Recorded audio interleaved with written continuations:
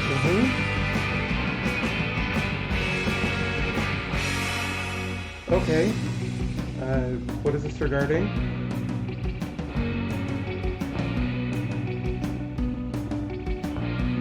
Uh, so she's not looking for a job right now, but thank you for being interested.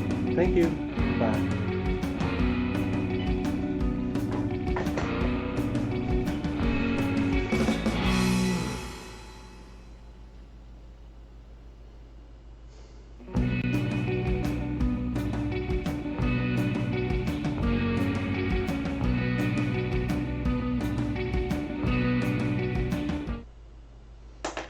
Hey everyone, welcome to Drinking with Dana. Looks like it's a pretty light crowd out there, so if you pop into the chat, well, I guess you won't see this yet, but anyway, for those of you who are watching this on the playback later on YouTube, thank you for watching. I really appreciate it. And quite frankly, right now I'd really like a drink, so let's get right to it. Our first cocktail today is something called a Sherry Cobbler, and I'm gonna put that up there. So this is a very old drink, and it's got a lot of history to it. It was first invented sometime in the late 1920s, early 1930s, but it was really started to catch on, well, quite frankly, about the time that, it basically, let me stop for a second. It only really could be a drink after home ice delivery was popularized, because it really needs ice to function. If you just sort of, if you take the ingredients for the drink and make it exactly how it's supposed to be without the ice, it's not really a great drink. But if you add the ice, it's fantastic. The other thing that it really helped to do is it helped popularize the straw. So straws had been invented a while before, but never really caught on for whatever reason. But if you take a glass filled with ice, with booze and fruit juices and all of that in it, and then stick a straw down in there, it turns out it's just perfect. So that's why we still use straws today, is because of this drink. Well, all right, and other reasons I'm sure, but you know, they described it as the killer app for the straw, was this drink. It's also the drink that really popularized American drink making around the world. It was actually mentioned in a not David Copperfield, Charles Dickens novel with a long and annoying title that I can't remember right now, and I didn't bother to write down. But there were World Fair type events where they set up bars and served this drink and had lines out the door. At one exposition in Paris, they were going through 500 cases of sherry a day just making these drinks. So this is one of the things that spread American bartending knowledge around the world. Let's see, what else is in my notes here? Harry Johnson observed in the 1888 edition of his Bartender's Manual that they were, without a doubt, the most popular beverage in the country, with ladies as well as with gentlemen. So that's a ringing endorsement if I've ever heard one. And I should point out that there are all sorts of different kinds of cobblers. Cobbler is a type of drink, much as sours are, like I mentioned last time. The Sherry Cobbler was the first, and in most people's estimation, the best. They've tried everything with it, including a whiskey cobbler, which apparently doesn't work real well. Someone in London tried a gin cobbler, which, that's the English for you, no offense.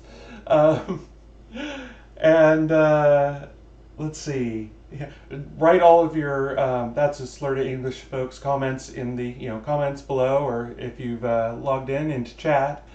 So anyway, let's actually make one of these things. So the first thing we want to do is get our shaker here. We're going to pour in, oops, over here, right, I needed simple syrup for this. We're going to need a 1/2 ounce of simple syrup. And again, I'm using 2-to-1 or rock candy syrup, which I think is what is recommended for this drink. They didn't. So that's one other comment I should say is because it's an ancient drink and it's a exemplar of a style of drink, you will find 18 million recipes for a Sherry Cobbler, all different. I'm sure most of them good. This is the one I'm using. I enjoy it. It's originally from Session Cocktails, Low Alcohol Drinks for Any Occasion by Drew Lazor and the editors of Punch. And I say it that way because it's all in capital letters. It's a website that I actually got it from. And it's, anyway, so this is just one of many recipes for this drink. If it needs some adjustment, feel free to do so, or find another recipe, whatever floats your boat. Okay, so we've got 1/2 ounce of simple syrup in there. Got a knife. Who gave me a knife?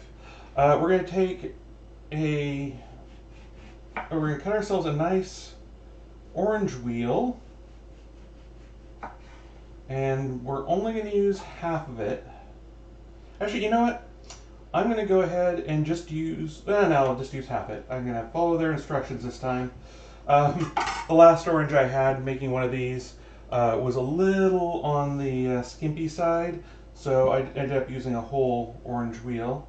Now our lemon, we're going to use a whole lemon wheel for this.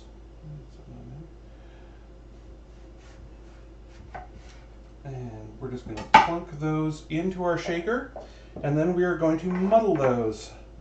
So take our muddler and start crunching away at it. You don't really need to worry about getting all the juices out so much as you want to get the oils out from the rind of the citrus there. And that looks pretty good. So we then add 3.5 ounces of Amontillado sherry. Amontillado sherry, not very expensive, surprisingly easy to find. Edgar Allan Poe wrote a great short story involving it. The thing is, if you leave it out in your bar, outside, or wherever, it's going to go bad in like a week or so. If you keep it in your fridge, it will last for pretty much ever. I've had this for, I want to say, probably 6 months, and I'm only about halfway through it, and it still tastes great. But that's because I normally keep it in the fridge. So, let's see, 1 ounce, 2,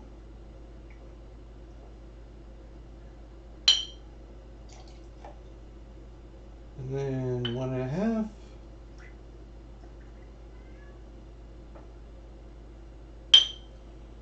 All right. So, cork the sherry there. Now, before I shake this, I'm going to go ahead and fill my highball glass about 3/4 of the way full of ice. Because we want at the end this to be completely full of ice, and it's good to get the glass cooled down and all of that.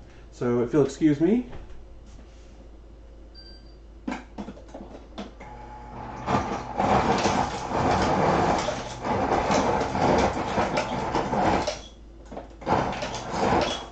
Alright, we can always top that up later.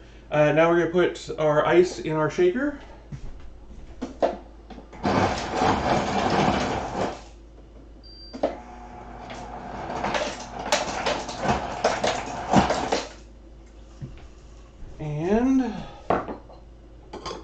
Go ahead and shake this up. You're starting to see why this could only be done once the ice trade started. and yes, we're cooling this down so we don't get a bunch of water in, well, we don't melt all the ice in the glass, but mostly it's shaking it, extracting those last few bits of oil from the rind and the juice from the pulp of the fruit.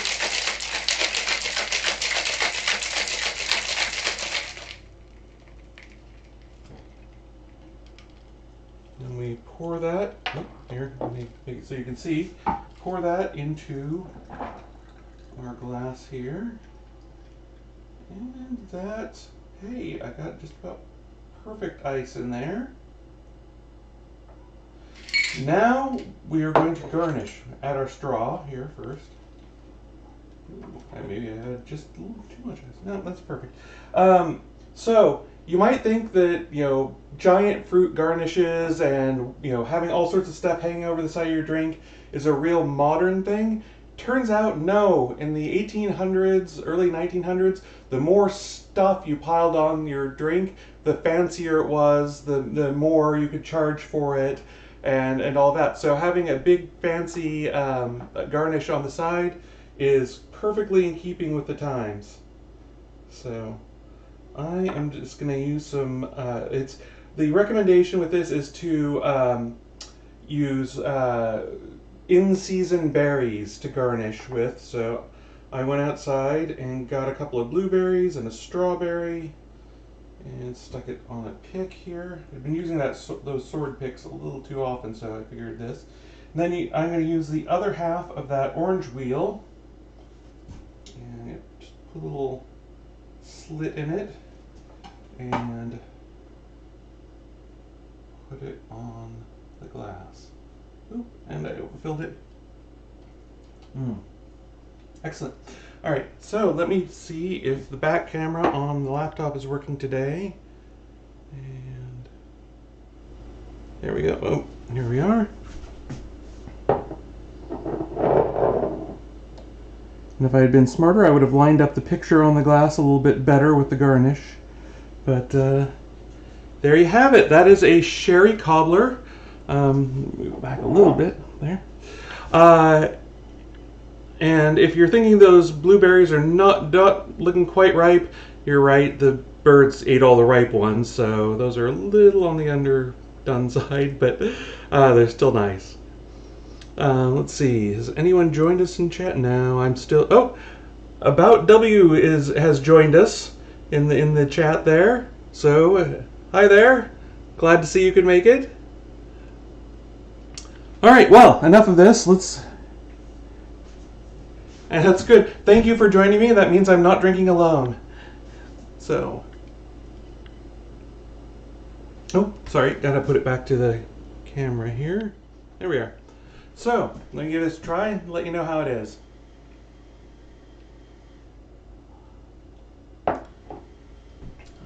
So, you get a lot of caramel notes from the sherry. It's definitely not, Amontillado is not a cream sherry. It's a very dry sherry on its own. And if anything, slightly astringent. But the sugar, both from the simple syrup and the fruit juice, really brings out those caramel flavors. But they're combined with the orange and the lemon. The lemon gives it a little bit of character. Not, you don't get a tartness so much as just, it's more than just orange juice in there, if that makes any sense. A lot of the recipes I was seeing said that it didn't include the lemon wheel, just a couple of orange wheels. So, but I prefer the lemon wheel in it.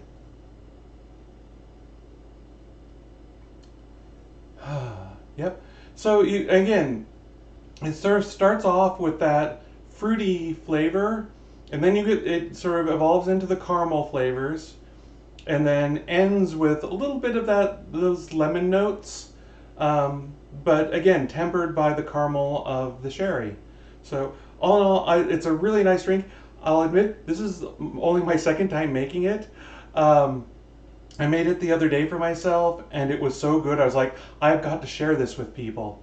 The other nice thing is that this is a really low alcohol drink.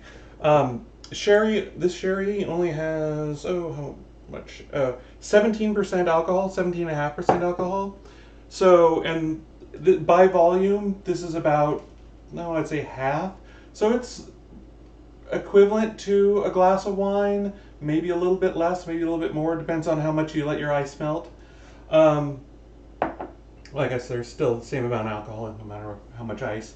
But it's a nice long sipping drink with low alcohol, and that's why they say they put it in the book on session cocktails. For those unfamiliar, a session cocktail is something you can drink all day and never really get too hammered with. It's the general idea is like, you know, a session musician. You go in and you just keep playing and keep playing and keep playing. This is something you sit there and just keep drinking and keep drinking and keep drinking, and it always tastes good. So I really am a fan of this drink. I'm glad I discovered it, and I'd be interested to hear what you have to say. Definitely let me know in the comments if you make this drink and if you like it. If you have a different recipe that you like for it, any alterations you like to make, that sort of thing.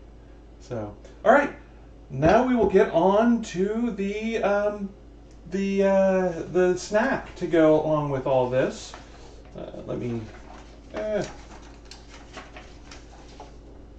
All right. As you can see, I'm a consummate professional. All right, I'm just gonna set this off to the side for right now.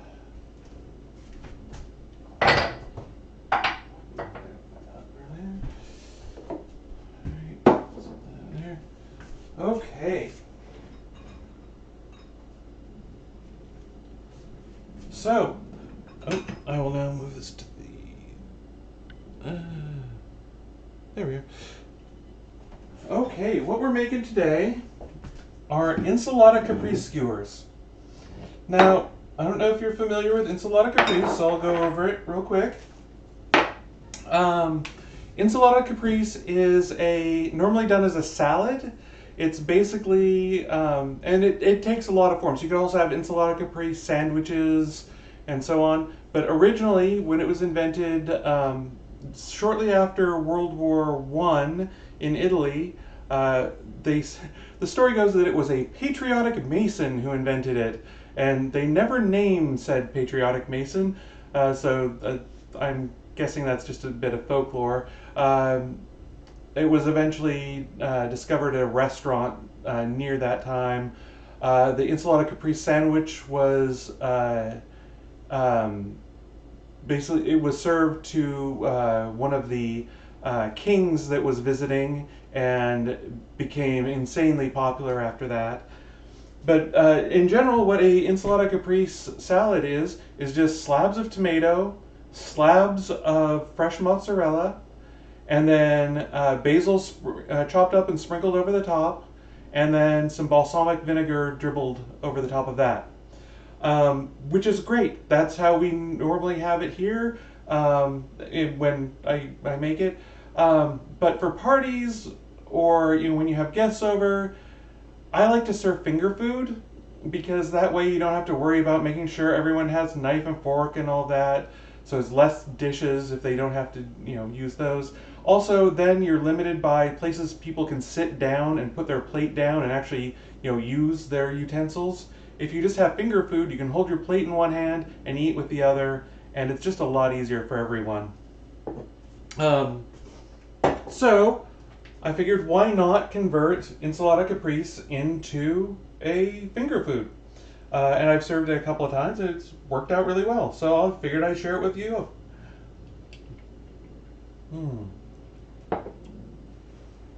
All right. So, sorry, one more thing I need to get out. So,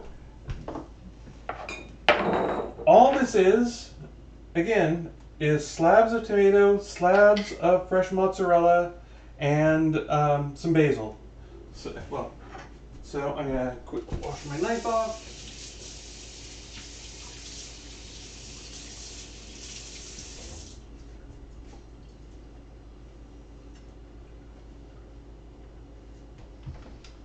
All right. So we're just going to cut some. Now these are grape tomatoes. Normally I use cherry tomatoes. Whatever you have on hand is fine. Normally, the other reason I was doing this is normally this time of year we would have tons and tons of cherry tomatoes. My wife loves cherry tomatoes, so I plant a bunch of starts outside and on the south side of the house.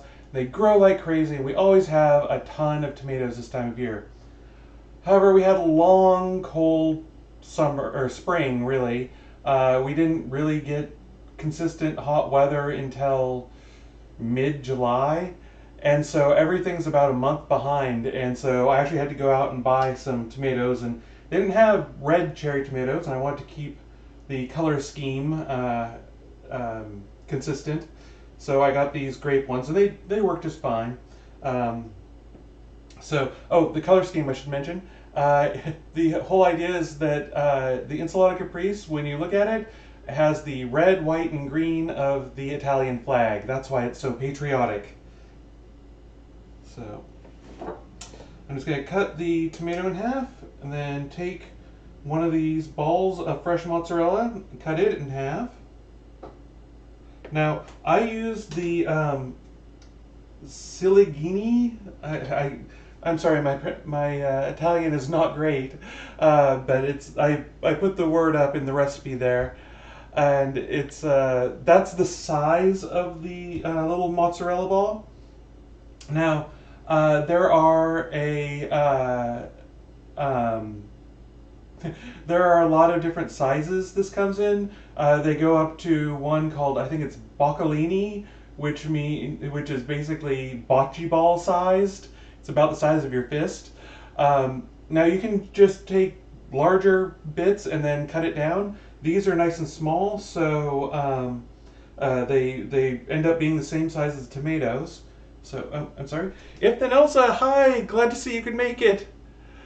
Yes, if then Elsa says I had not made the connection between the colors of the salad and the Italian flag. Yeah, it's I think that's why they did it in the first place. But also, there's a lot of tomatoes in Italy, obviously basil. It's all very traditional Italian flavors. So that combined with the colors makes it a very patriotic dish over there.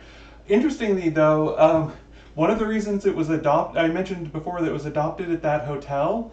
I can't remember if it was the owner or the head chef there was a big proponent of futurism, and they thought that pasta was overdone and should be given up. It was basically peasant food, and no one should be eating it. And so this was their solution to a Italian dish that everyone could enjoy, but it was more futuristic and more forward looking. All right, so what I'm gonna do, just take a regular old toothpick, and you can use any kind of fancy toothpick as you want. You could use these fancy cocktail picks that I got for doing my garnishes there, or anything you like. I'm just using toothpicks because it's just us, and it's just my wife and I tonight. So, and also I'm cheap and lazy, so I'm just going to use toothpicks. So all you have to do is stick it through the tomato and then through the half of a fresh mozzarella. And if you're feeling very fancy and you're very lucky, you can get them to line up perfectly so they look like two halves of the same thing. I'm never that good or that lucky, so, but yep. And then, really, that is 90% of the prep work. Just keep doing that until you fill in your bowl. And this is going to take a while, so I'm not going to do too terribly many of them, just because I think it's going to be kind of boring for you all to watch me do these. But unless you're up for chatting, I don't know, I guess now that I've got tomato juice all over my fingers is the perfect time to check in, see if anyone else has joined us. If then Elsa says, I'm good, I have my knitting. Good! What are you knitting? What are you working on? I guess I was going to say it's too hot to have anything knitted right now, but I guess now's the time you work on that stuff for Christmas and other presents like that. Let's see. Yeah. Ooh, if else is finishing up a shawl for a friend. That's nice. That's very kind of you. Let's see. If else is on the bind off, which is really tedious. So the company is like, well, I'm happy to help. You're keeping me company while I do all of this. Um, Hopefully you can enjoy some of the drinks and food yourself. Although I guess you want to keep a clear head around you while you're knitting. I have never tried to knit. It's never really been my thing. I admire anyone who has the skill and patience to do it. It's not my. I don't know. Maybe if I give it a try, it would work out. Especially now that I am on meds. So, um, let's see. So yeah. Like I say, this is just a matter of going through. You cut these in half, feed them through. It is kind of mindless work, but which is good for chatting. But I normally have the radio on, or one of my favorite Twitch DJs, who said they would be here but didn't. So that's fine. They have shown up in the past, and I have always been grateful. They do great music. Let's see. Let's see. Some of the great DJs out there that I've been listening to. Of course, Circuit Witch, who mostly does industrial music, which not my favorite genre, but she is so great and has really good taste in music. So I love seeing her streams. Let's see. Then there's, Spooky Tish, of course, is always great, along with, why am I blanking on her name? I just saw her last, Star Noir. She's also fantastic, although, her roommate, Eric, we won't get into. No, I'm sorry, I'm just teasing Eric. He's never going to watch this anyway, so it's fine. Let's see. I don't know. There are a lot of great DJs on Twitch. Oh, of course, Xandra Zero is the best. She is my favorite, and I always watch her streams. Unfortunately, she is taking a break from streaming right now, just for personal reasons. Oh, speaking of which, I am probably going. I've been trying to get. Well, this is only the third episode, but I'm still trying to get better about doing them on a regular schedule. I'm gonna go. I'm trying to do every other week, but some personal things have come up, so I may miss either the next episode or the one after that. I'm not really sure. It's things that are beyond my control, and not things I would have wanted, but it happened. Anyway. But enough of that. So yes, I'm hoping to do another show in August, but it may be September before I get back. Let's see.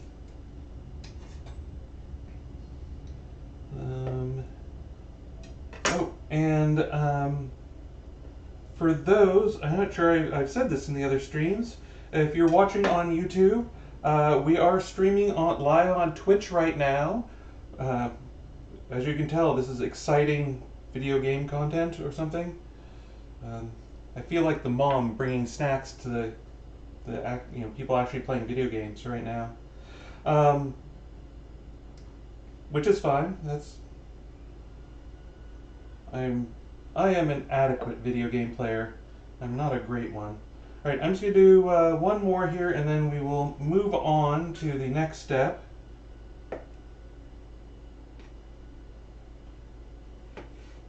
Alright, another drink here.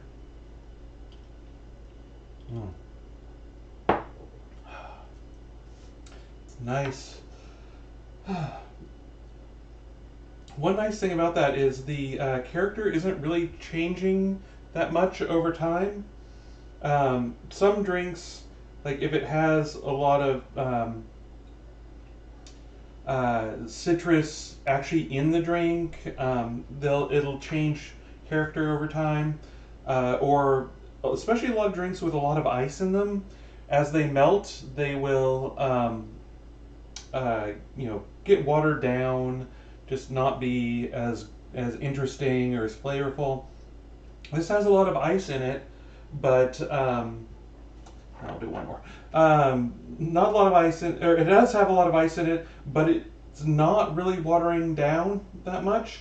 There's enough sherry in it that, and the sherry is strongly enough flavored that it will stand up to that watering down.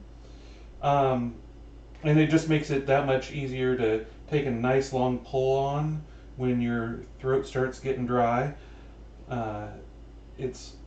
That's kind of a problem with a lot of of the stronger drinks.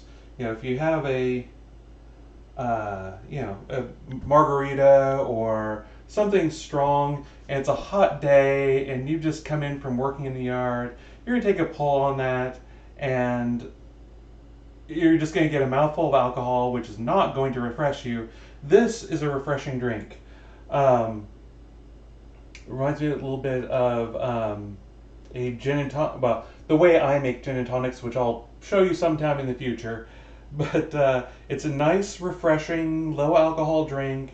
Not no alcohol, obviously. It's still around 8-9% somewhere in there. But it's not gonna knock you out, and it is refreshing. You're actually getting some fluid in here. And it's good to sip on over a long time. That's the other problem with some of those drinks, like if you have one of the more sipping drinks, and you're sitting there and lose track of time, and all of a sudden you finish your drink, you're like, oh, it must be, time for another one. It's been a while. No, you drank that whole thing in like, 4 sips, because it's a tiny little drink and has enough alcohol to kill a horse. This you're not that worried about. All right, so we've got our little tomatoes here, and let me switch it to the back camera. Oh, Ember Leo, hi Ember, glad to see you can make it. All right, so you missed the first drink, but we are making Insalata Caprese Skewers. Right now, all I've done is, well, let me show you. Let's see, there we go. And so these are just, oh, there we go. Basically tomatoes and fresh mozzarella on toothpicks. That's the first step. Alright, and go back to there.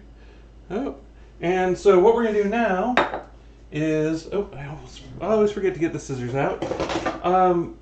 We are going to take a bunch of fresh basil. My basil has done well this year in the yard, so just picked it right before coming on air. And we're just going to take a bunch of leaves and stack them up in our hands. I'll show you in just a bit how I've done this. Just stack them up this way, yes, like that, and then just roll them into a little tube, and then take our scissors and cut them, just cut the corners off. And I know it's going to be hard to see this, but I'm going to try and cut these as fine as possible, because if the pieces of basil are too big, they will fall off the tomatoes and you won't get any of them, any of that flavor. And we're just gonna trim this all over.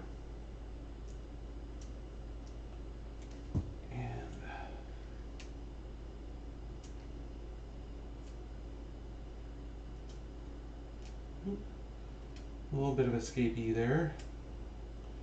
And you may be wondering, be like, oh, all of the basil's going on top. What about the ones on the bottom? Well, as you pull them out, the basil's just going to fall down and coat the ones on the bottom. Now, let's see. That's a good amount, I think. And and you'll note that on this recipe, I haven't included any numbers for anything. I don't say how many tomatoes to use, how many, things of fresh mozzarella, how much basil to use. A, it's all to taste, and it's B, how much you want to make. Like I say, I just made this many because that was as long as I was going to keep talking while I drank my drink and chatted to folks in the audience. So Ember Leo says, "Oh, this is like for a chiffonade," and that is, yeah, it is exactly. It is a chiffonade. That's the only difference is normally with chiffonade you use a knife to chop it up. I use scissors because I think it's a lot easier. It is just that much less work to do. Now, one thing, this is kind of optional with all of this, is balsamic vinegar. I think it adds a little nice note to it. It does kind of ruin the color scheme a little bit, but just a few drops. The other nice thing, and a couple of glucks there. All right. The other nice thing it does is the last step, which is when you want to take some coarse salt and sprinkle it over the top, it will help that stick a little bit better. Now this is some Hawaiian sea salt. It's a red clay salt that I've had this entire bag for probably 20 years, and there's still this much left in it. So you can say, surprising with the amount of salt that I use that there's still this much left, but it's good stuff. I just use it for finishing, and it goes well with the color scheme here. So I'm just going to take literally a pinch, actually less than a pinch, and just sprinkle some over the top.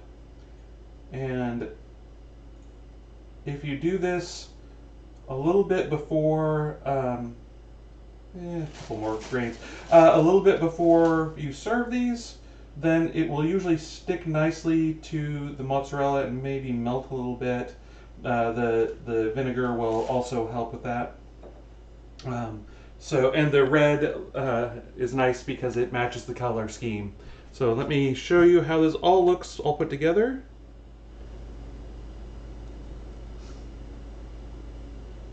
If then Elsa says that I've inspired them to munch on their tomato-studded focaccia from Azramendes for dinner, along with some feta, and that does sound amazing. They like to dip it in blood orange, olive oil, and balsamic vinegar, and wow, that sounds better than what I'm having for dinner. So, and I'm sorry that the light is not great here, but you can sort of see how this all looks. And then set it down here, and someone can just yank one out, and everything sticks nicely to it. So, and now I take this. There we go. And so you get the nice flavor of the cherry tomato, a nice almost crunch of the cherry tomato. With the softness of the mozzarella to sort of absorb that the acid from the tomato, which just evens it out nicely. The basil, you do not need much of it to get a lot of basil flavor. And every so often there'll be just a little bit of crunch of salt. I might actually want to add a little bit more salt to this, but I love lots of salt, as again everyone knows. And that just little bit of balsamic vinegar just adds an interesting note to everything. It can be a little bit easy to get a little too much of the fresh mozzarella here. If you get too big of a chunk there, then that you're chewing through a lot of mozzarella with just the flavor of the tomato to balance it out. And because because of the nature of the salad, you're getting you eat it all. This you eat all in one bite.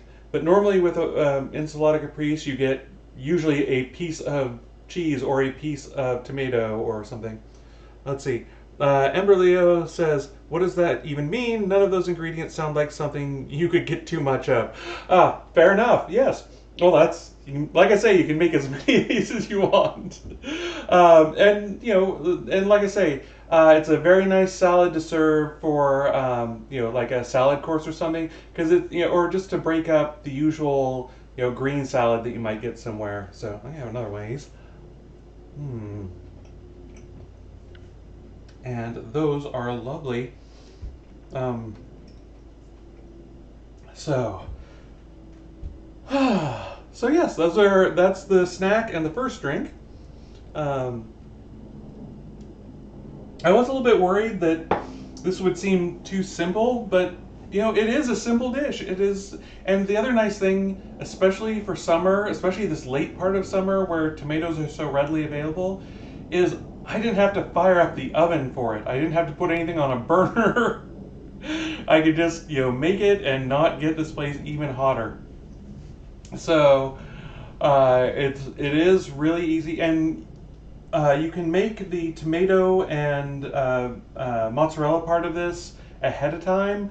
You don't want to do it too far ahead, but you know, you can do it like up to an hour, and then just, you know, chop the basil over the top, drip on the balsamic vinegar, and sprinkle on some salt, and it's ready to go. It's not one you want to make too far in advance, but you can make it a little bit in advance. So, all right, well, let me start tidying this up, and we will go on to the last drink. Let's see. Yeah, I'm zipping through these today.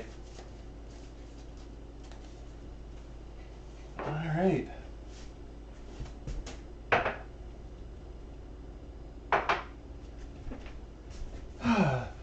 So we know that if then Elsa is knitting tonight. Ember, what are you working on? Or are you just paying attention to me, which is, you know, not something I'd recommend, but, you know, I'm glad you're here.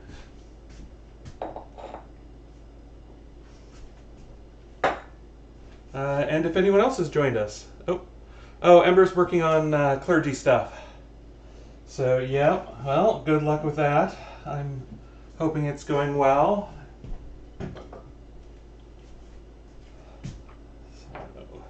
Yeah, and if anyone else has joined us, or if anyone else out there is lurking, please, please like, subscribe, all that stuff.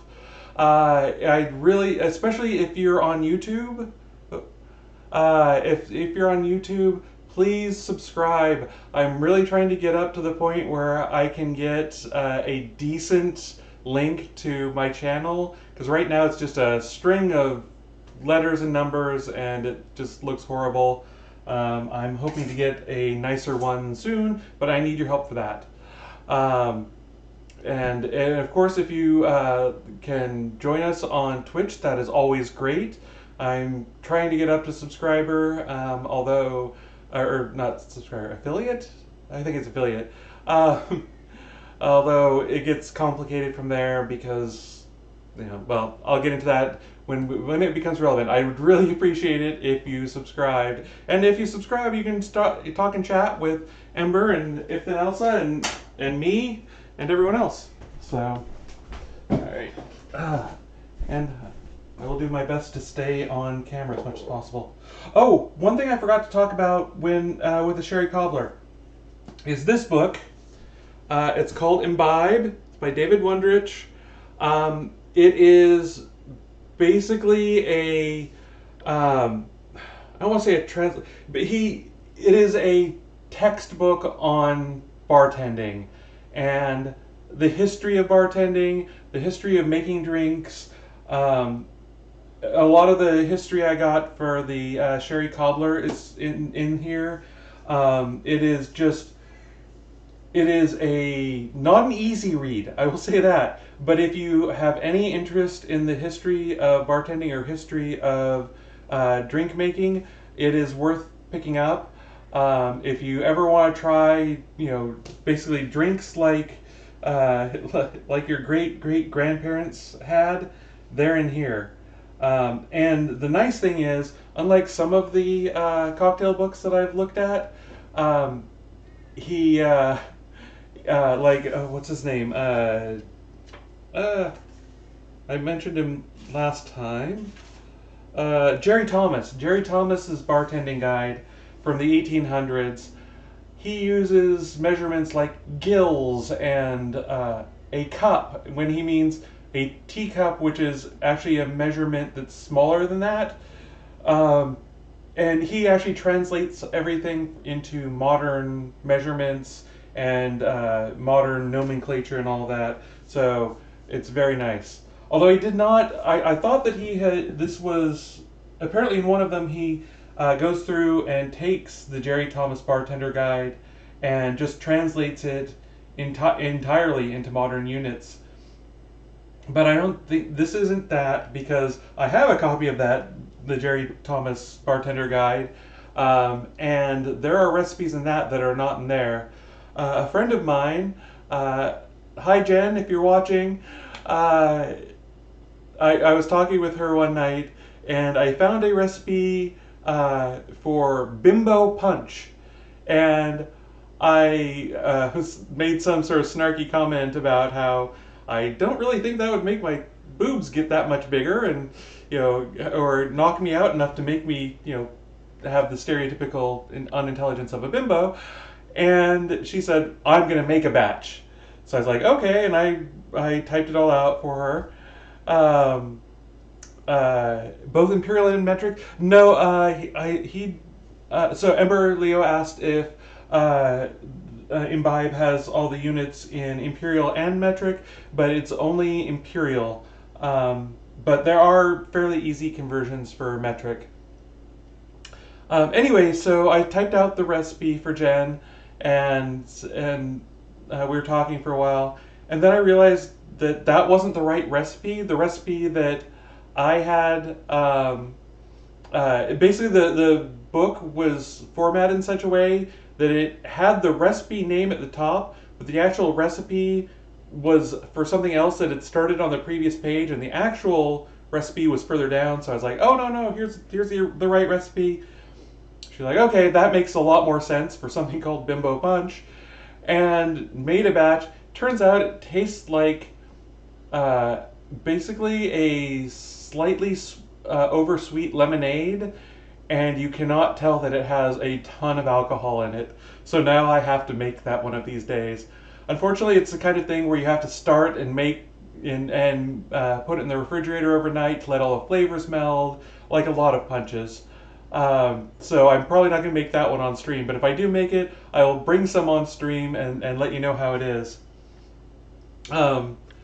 Same thing is true, by the way, with fish house punch. I have a great recipe for fish house punch and a great story to go along with it. It's something I make a big punch bowl full for our Christmas parties every year when we are allowed to have Christmas parties. But unfortunately, it's the kind of thing that you basically have to make all day, because you put a bunch of citrus juice in the punch bowl with a bunch of brown sugar, and then slowly stir it all day to let the sugar dissolve, because there's not enough actual water to dissolve the brown sugar, even with all the alcohol in it. And then you add ice and let that slowly cool it down, and then you add some more ice, and it's just a whole process, and it's very fun to make, and it makes incredibly good, incredibly strong punch that'll knock your socks off, but it takes forever. If then Elsa says, you can do TV magic and make a bunch of punch the day before, then on the day of the show make another batch and put... I am trying to avoid that. I want you to see exactly how long it takes to make these things, so you don't be like... for example, I have a recipe for 15-minute chicken chow fun from a website that I absolutely adore. That takes at least 45 minutes to an hour to make the stuff. I mean, maybe if you had everything chopped and prepped ahead of time, it would take 15 minutes. But I want you to see in real time how long things take. Now, granted, this is episode 3, so maybe, a couple hours, a couple 100 episodes down the road, should we ever get that far, I'll change my mind, but, yeah. Ember Leo is letting me off the hook on that one, and I thank you. Basically saying that, if I show all the prep and all that, then and then I say, and then time happened, and this is what it looks like. That is very true. And I may, like I say, I may eventually do that sort of thing. I have a couple of other, like, my barbecue pork recipe and my a few other things like that. Um, I might do eventually, but the other side to that is that I make twice as much, and there's only my wife and I here, and then we have to eat all of it, so it doesn't go to waste. And my wife is not that much of a drinker these days, so basically the alcohol stuff I would have to drink, and then we would both have leftovers of stuff for a week. Um, and yes, yeah, that is a very, it is a very Food Network thing. And like I say, at some point I would like to get to that. But these are, that's the nice thing about these being live streams is what I'm doing is what you see. There's no editing, no, oh, I goofed up, let's do another take, that kind of thing. Also, I don't have that fancy setup, and I really can't do video editing. I just, maybe someday I'll learn, but, yeah. And yes, so if it also says that I should enlist neighbors to help drink, that is, so I have an idea for an episode. And speaking of helping drinking, I've got to get on to the next drink. So let me start getting stuff out here. I'm going to move the thing down. No, not there. There we go. But I have an idea for an episode, and it's my rapid fire episode. And there are a lot of drinks out there that are just a couple of ingredients, but they're unusual enough or interesting enough or done in an interesting way that I would want to do them. And the same thing with a lot of appetizers. My blue cheese potato chips I would love to show you, but it's blue cheese and potato chips. That's all there is to it, really. And so what I was going to do is a rapid fire episode where I invite a bunch of friends over and just make, drink, appetizer, and just keep going until I run out of ingredients. But that's for, that is a, for down the road, let's say. All right. I also have to apologize a little bit because I think I said in the very first episode that I was trying to make drinks that had ingredients that you might have on hand. And in that first episode, I was wringing my hands about whether or not you'd have vanilla vodka on hand. That was such an unusual ingredient. Now this next drink has limoncello in it. The first one had Amontillado sherry. Look, limoncello is a great little sipper in the summer. It is not, foreign to other cocktails. Amontillado sherry, also not that, rare, keeps forever, and, neither of them are terribly expensive either. So I hope you'll forgive me on that. I am going to try and get back to more, all right, these are standard ingredients that you are probably going to have on hand in the future. All right, so I do not need the orange right now, but I am going to use the lemon because the next drink is the Tuscan Rosemary Lemondrop cocktail. And that name will make a lot more sense in a minute, because this is originally by Kathy Casey's Liquid Kitchen. Now, you may not know about Kathy Casey unless you grew up in the Northwest. She was one of the first big proponents of Northwest cuisine back in the, I want to say back in the 80s, and sort of brought Northwest flavors to the world. And then she went really, really corporate. So I don't think she had anything to do with this, but she paid people who invented this cocktail. she, has some great recipes. Used to be a fixture on the daytime TV shows. Come in and do the celebrity chef thing. And she was one of the first big celebrity chefs from the Northwest. And so for that, I am grateful that she started talking about Pacific Northwest cuisine with the world. Um, let's see. So that's the backstory of this. Lemondrop's pretty classic cocktail. At this point, they've been around for at least 20 years or so, maybe 30 or 40. I didn't actually do the research on that part of it, but they've been around for a while. Originally, I think they were shots, but they've been developed into more of a martini-like structure, and that's kind of how we're going to deal with this one today. I will warn you, however, the first drink we had was very, very, very low alcohol. You could sit there and sip one of those all day and have no problems. This has a lot of alcohol in it, so be very, very careful with one of these. And as a matter of fact, this is a 1.5 times of what her recipe recommends, because I'm using a martini glass for this. Originally I did it in a Nick and Nora glass, but I like the martini, form for it. But if I had made one of these in, just a single batch, it would have come up to about here, and there had been a lot of empty space in your glass, and it doesn't look right. I don't like it. So this is a bigger, stronger drink. So be careful.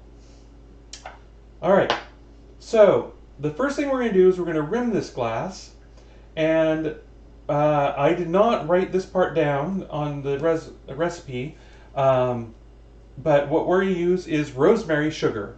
And that's something she calls for, and I'm doing it a little bit differently than she does. So basically what you want to do is, and again, this is another fancy thing you're not going to use for any other cocktail than this, but it doesn't take up that much space. So I have it in just a little Tupperware container. You can even use a smaller little jar or whatever you want. And you just take some sugar and some dried rosemary, stick it in a blender, Cuisinart, what have you, and reduce it down nice and fine. Here, let me turn on the back camera and you can see this. So that's what it looks like there.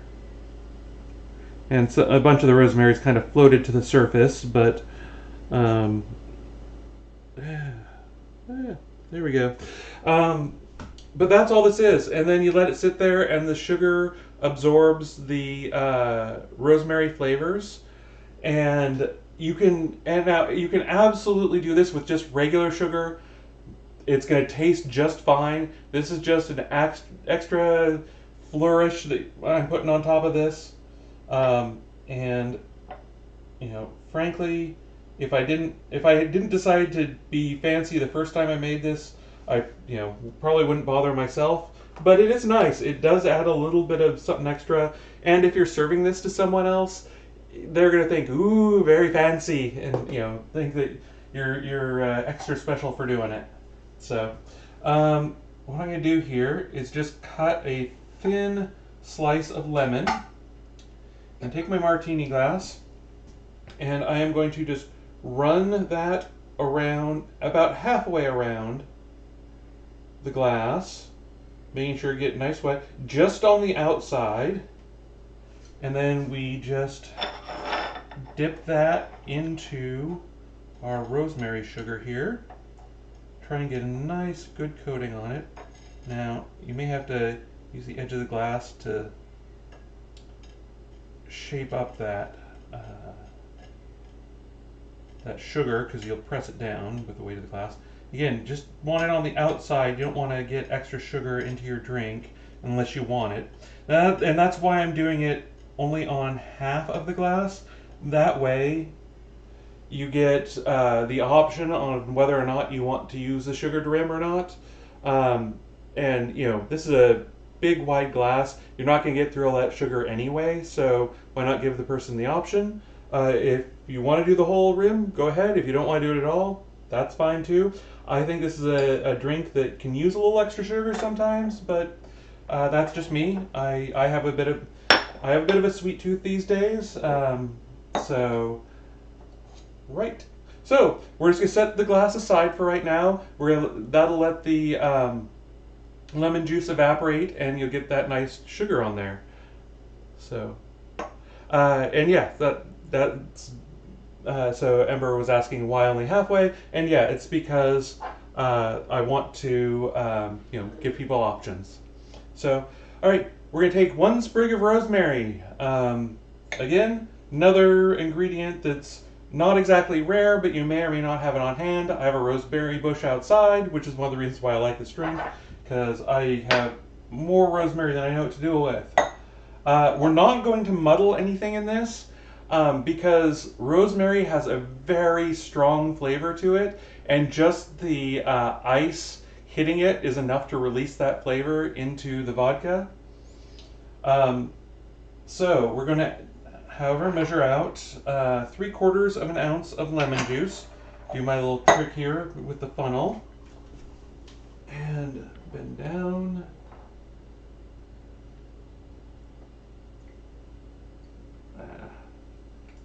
I am squirting lemon juice everywhere.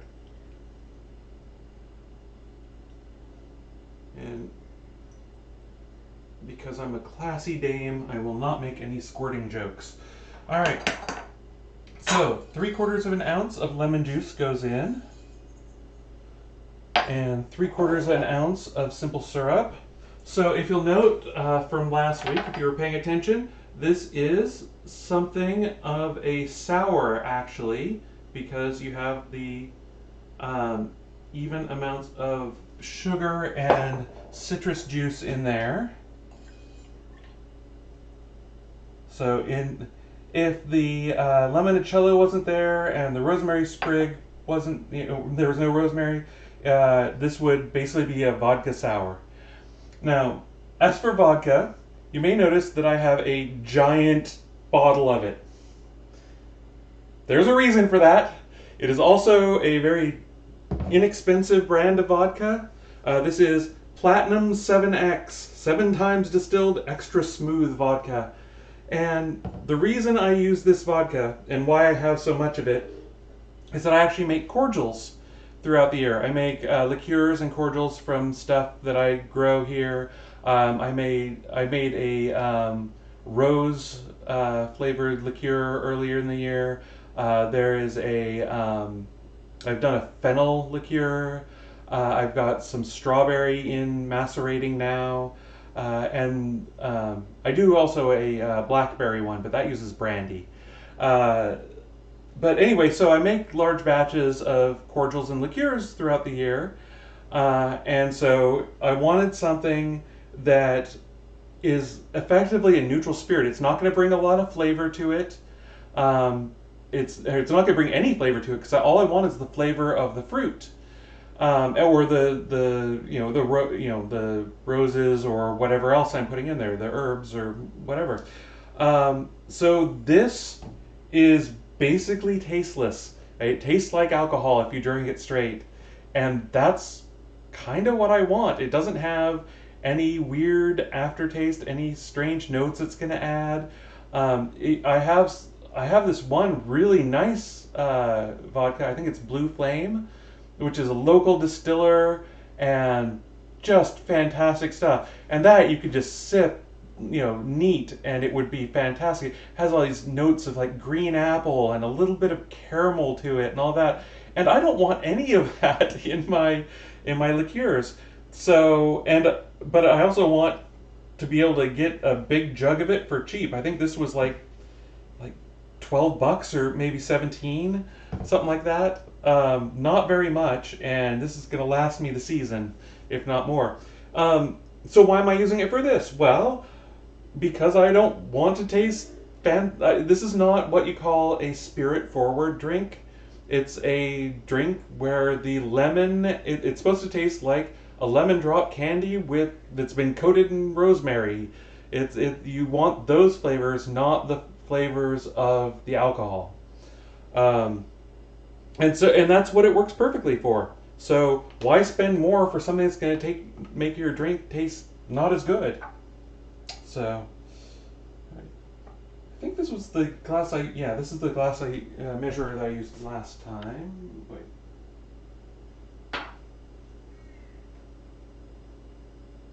Yeah, that's the sherry.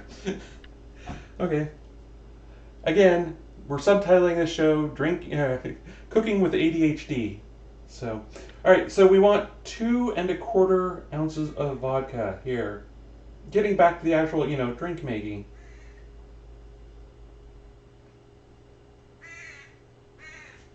That's 1.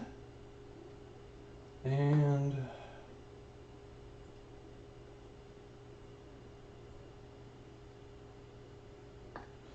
2¼ and that's a little bit more than 2¼ I can. All right, so I talk a lot about Greg from How to Drink, and I was, there are other YouTube shows I watch with other bartenders. Mike from, I believe it's is it MGTV, who is another fantastic bartender, and just flamboyantly gay. I am gay. I'm very gay, but I'm not that gay. I will never be that gay.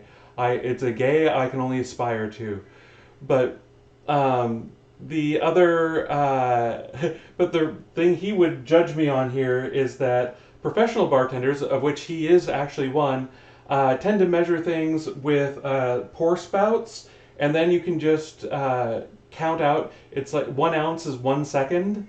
So I believe that's how it's either 1 ounce or ½ ounce. I think it's 1 ounce is 1 second.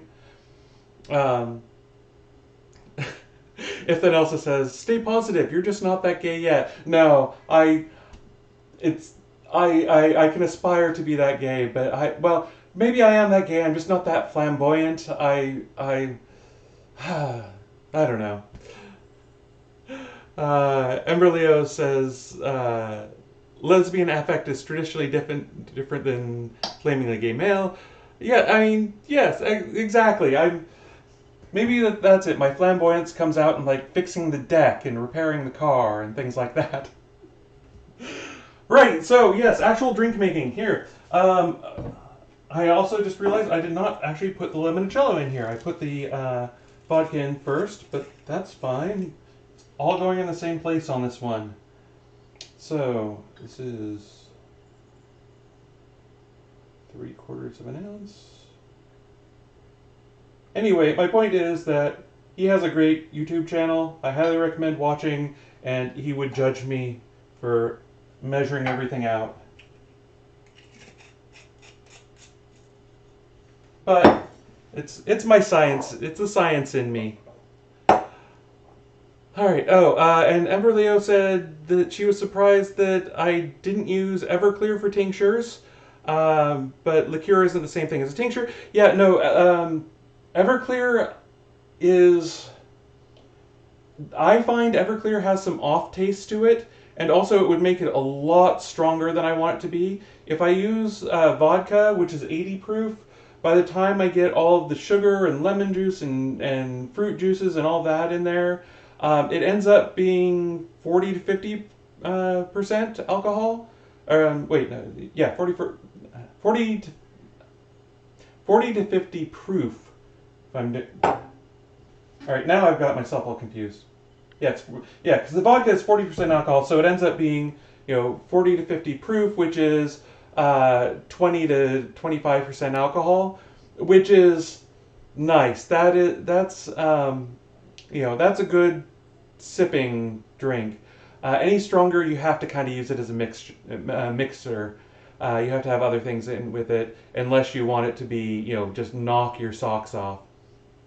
If anything else, it says, my mom had a doctor once who had a classic black lesbian Doc Marten boots, except in shiny glitter finish. Oh, yeah, flamboyant lesbian is definitely a thing. Yes, I've apparently just taken it in a different direction. I want to be the femme lesbian who goes out to brunch with her friends and all that, but no, I'm the one who has to refinish the deck and weed the garden. So. Anyway, but yes, all right. I think we better get in here now. I love chatting with you guys. This is great. So let's see. Yes, I'm gonna put ice in here. That's the next step. All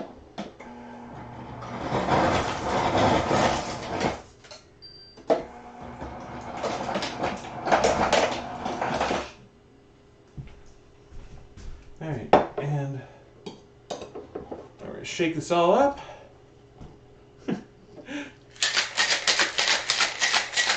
And yes, Ember Leo, I will try and embrace the power of and. I will try and both go out to brunch and get the deck done and get the kitchen clean and yet do it all while wearing, lipstick and high heels. Although I'm wearing Birkenstocks right now, which I think also is plenty gay.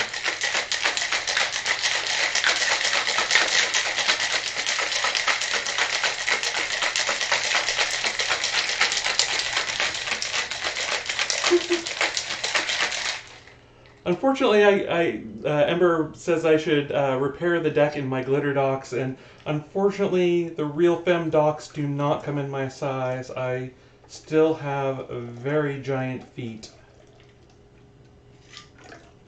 They have gotten a little bit smaller, but not nearly small enough. Alright, so that just fills your average size martini glass, and we will stick I poured that completely out of camera shot.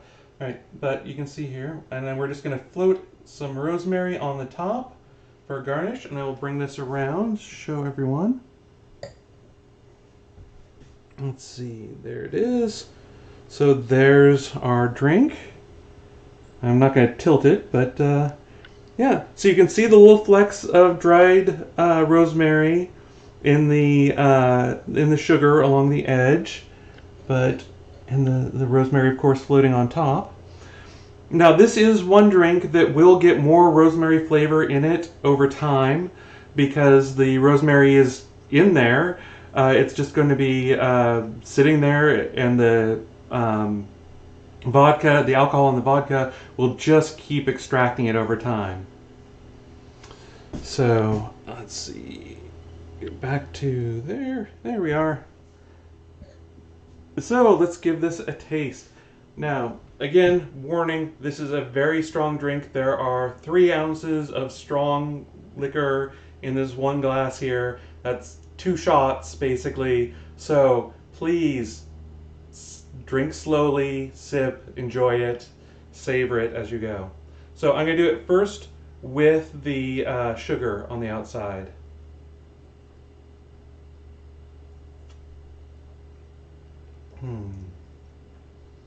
So yes, lots of rosemary in this.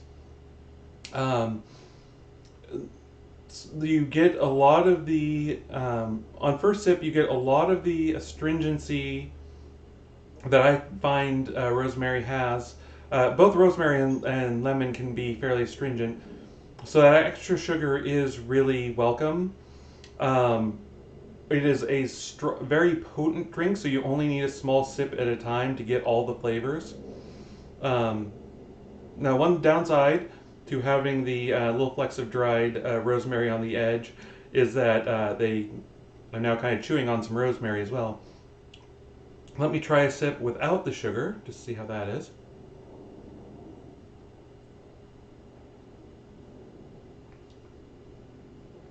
Very good. It's, again, starts off with that lemon.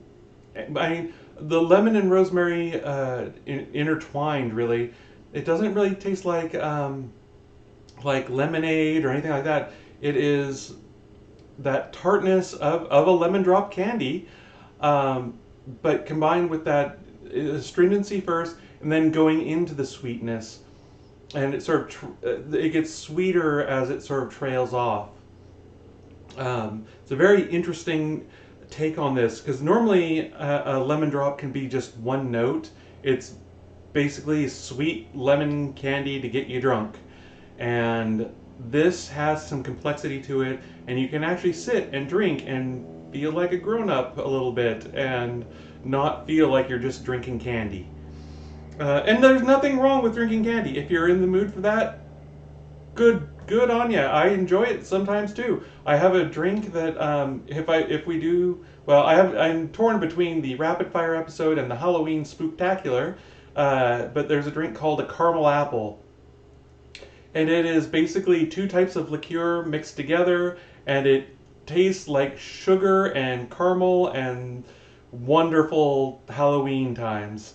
So I absolutely love that one. And it's basically drinking candy, and that's great. This is, like I say, more complicated, a little more mature, a little more interesting, um, but it still has that sweetness. It's definitely very approachable. I mean, you do have to like the flavors in it, but if you do, it is definitely something to enjoy. I think anyone could enjoy this. So, so that is all I've got for tonight. I think I kind of zipped through everything pretty fast. Are there any questions? Any Emberleo, if and Elsa, do you have any requests for the future times? I mean, I've got 3 of these under my belt now. What have you guys liked? What have you not liked? What can I do better? Do you have any requests for episodes? I've got one. I've been trying to kind of theme the drinks to the season, so these have all been sort of summery drinks. Now we're starting to get into more fall flavors. The Sherry Cobbler definitely was starting to get some interesting fall flavors, as there's been a little bit of a nip in the air. Let's see. By the way, we're supposed to be getting. It's been cloudy all day today and very, very muggy. We were supposed to get heavy thunderstorms, but fingers crossed they're going to miss us. If Elsa says that they enjoyed the hot weather appropriate cooking today. Ember Leo says that she doesn't know enough about cocktails to ask, which is, which is great. I hope I found some things that you found interesting, and gotten you a little bit of information on it. And if you're watching on YouTube sometime in the future, please, if you have any questions or comments, any ideas, please put them into the comments below. I'd be happy to read those. If you want to start some sort of big fight over which of the 2 drinks is better, that would be great. But I appreciate everyone watching and tuning in, especially Emberleo and Itha Elsa, and everyone out there. Let's see if there's anyone else that's just lurking out there. Oh, wow, yes, there are quite a few.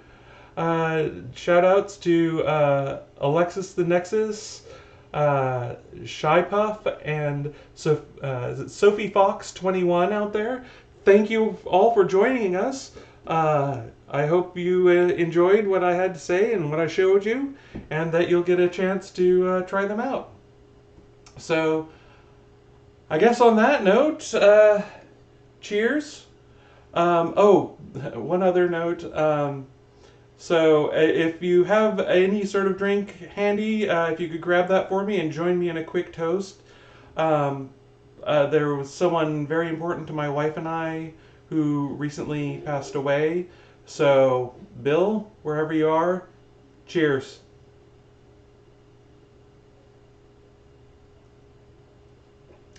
All right, and on that note, thank you all for joining. I appreciate it, and I'll see you in a couple weeks. Bye.